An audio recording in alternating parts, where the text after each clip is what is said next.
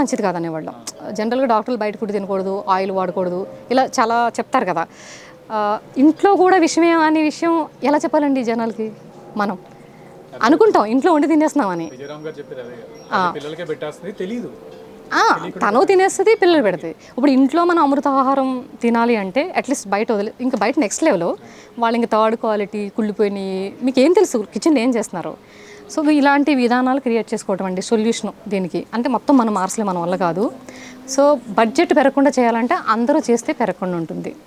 మన వల్ల అవుతుందండి. ఇప్పుడు ఇక్కడ వరకు బిల్డింగ్లు వచ్చేసినాయి, రేపు నన్ను కూడా గంటేస్తారు ఇక్కడ నుంచి. మీరు ఇంత కష్టపడుతున్నాను కదా, మీరు ఇంతమంది సపోర్ట్ ఉన్నారు కదా, నన్ను ఏమైనా ఉంచుతారా ఇక్కడ?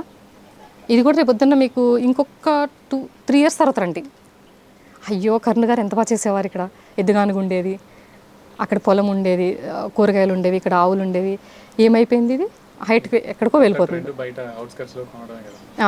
సో ఇప్పుడు మళ్ళీ అవుట్స్కట్స్కి వెళ్తే రేపు పొద్దున అక్కడ కూడా వస్తారు. ఢిల్లీ అయిపోలేదండి, ముంబై అది అయిపోలేదా, మన బెంగళూరు, ఇప్పుడు హైదరాబాదు, తర్వాత విజయవాడ, తర్వాత వైజాగ్.